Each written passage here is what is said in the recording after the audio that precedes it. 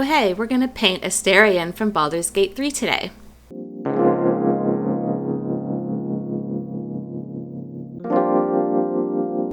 So we're continuing Baldur's Gate week here. If you're new to my channel, we're doing a 30-day sketchbook challenge. I'm mostly working with watercolor and ink sometimes, but why are we in Procreate? Well, I'm going to transfer my digital sketch to watercolor paper and paint. This is such a cool technique and allows for infinite iterations, which I love. I'm just going to interject really quickly with a note on the footage here. I had to swap things around from my last video because my footage was so bad. So we're looking at my Procreate time-lapse for the first little bit. There's always an issue with the setup, and now that I have this beautiful stable arm for overhead shots that can hold my Canon, I have a lens problem. I can only work at night right now mostly, and all of my low light lenses are fixed zoom prime lenses. I want to be able to zoom in while overhead. So I used the Canon kit lens for this, and it's terrible at low light, hence the grain in this video. So I'm really sorry, growing pains still. I may still have to use my phone overhead, which sucks, but there we have it. So anyways, forget about that. Who's this sexy little vampire elf man? This is Astarion. I love this little guy. I really tried to do him justice and get likeness. I was looking at reference of him from the game creator, in-game character creator, excuse me. But I think my style tends to make him look a little yassified. I'm not mad at that myself, but I know a lot of people get up in arms over that. Whatever, oh well.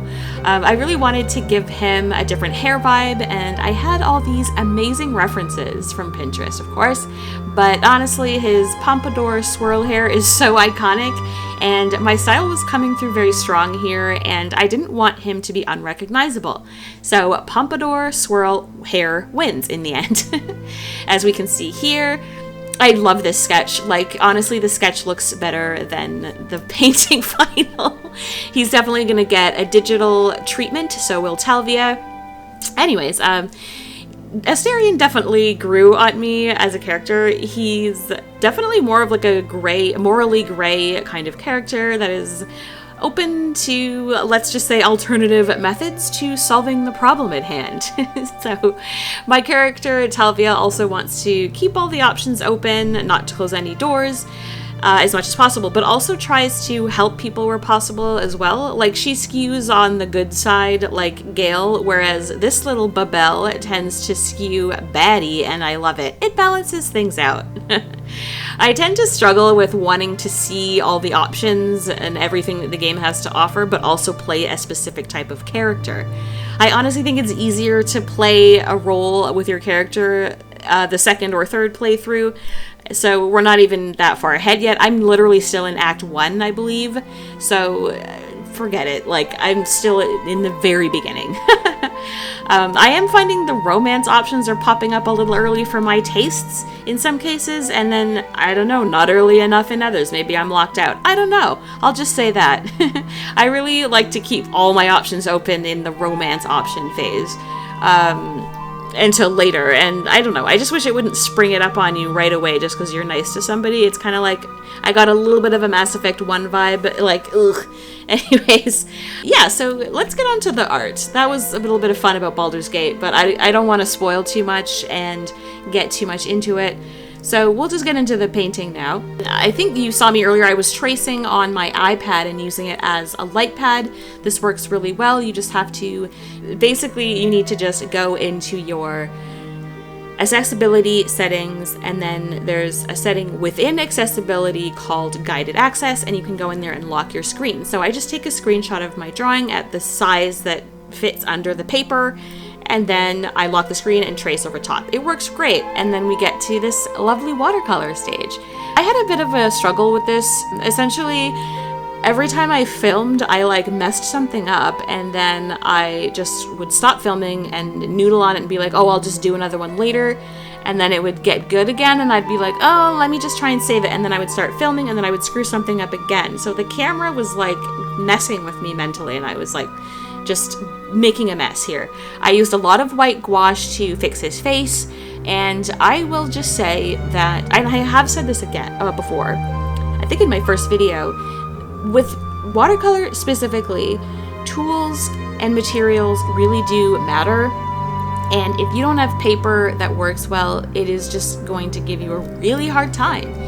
And sometimes when I'm working with something that I think should be fine, I sort of doggedly press on and continue using it, and I don't really pay attention to the fact that I'm struggling with it. And it's not just me, sometimes it's what I'm working with. So again, like, I had this problem with a mixed media sketchbook I was using, so I had to switch, and now I'm having it with this paper. This is the Fluid 100 cold pressed watercolor block.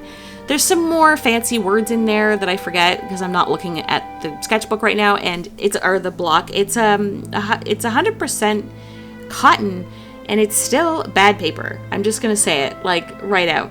It's staining and it doesn't lift. It doesn't matter if you're using staining colors or not, it does not lift, which is absurd when you're trying to work on a portrait, because when you're working on skin, need to be able to smooth and smudge and make things look smooth. Skin is smooth, so you need to be able to smudge and blend, and you just really can't do that with this paper.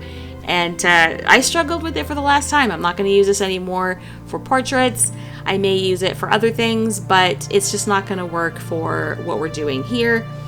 And so yeah, that's why I struggled so much and why I ended up with white gouache. More growing pains, more live and learn, and watercolor is hard, and I can't wait to try gouache.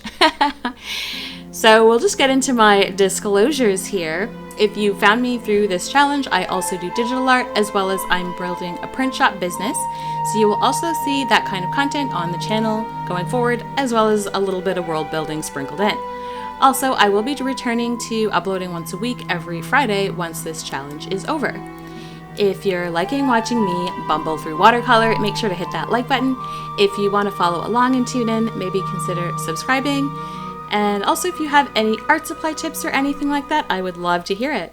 Thanks for watching, and I will see you in the next one tomorrow. Bye!